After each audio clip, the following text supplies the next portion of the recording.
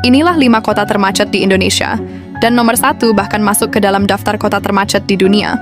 Nomor 5, Jakarta. Pernah dikenal sebagai rajanya kemacetan di Indonesia, bahkan sempat masuk dalam daftar kota termacet di dunia. Namun, kini posisinya mulai membaik, berkat pembangunan transportasi publik yang semakin masif, seperti MRT, LRT, dan Transjakarta yang perlahan membantu mengurai kepadatan ibu kota. Meski begitu, Jakarta tetap punya satu kemampuan yang sulit dilawan, yaitu jarak yang sebenarnya dekat, kadang bisa terasa seperti perjalanan antar provinsi. Nomor 4, Surabaya. Menjadi salah satu kota termacet di Indonesia, dengan tingkat kemacetan yang mencapai 43,7%.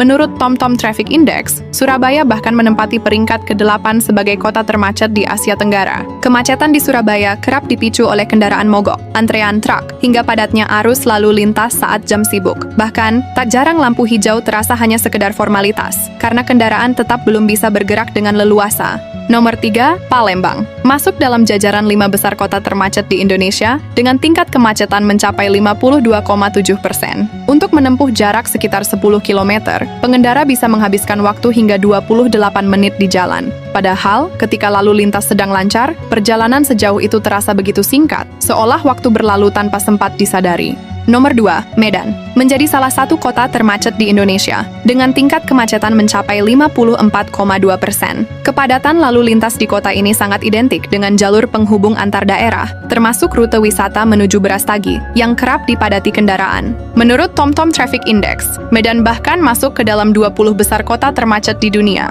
Di kota ini, suara klakson kadang terasa seperti background wajib selama menempuh perjalanan.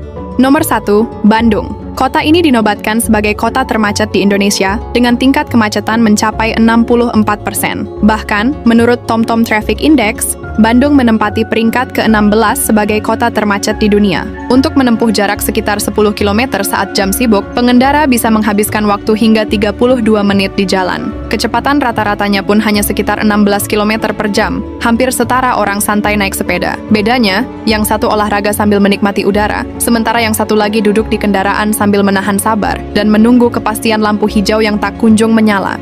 Dari Jakarta hingga Bandung, kemacetan bukan hanya tentang padatnya kendaraan yang memenuhi jalanan. Ada mereka yang rela menahan lelah demi mencari nafkah, mengejar impian yang belum tercapai, hingga berusaha pulang untuk orang-orang yang mereka sayangi.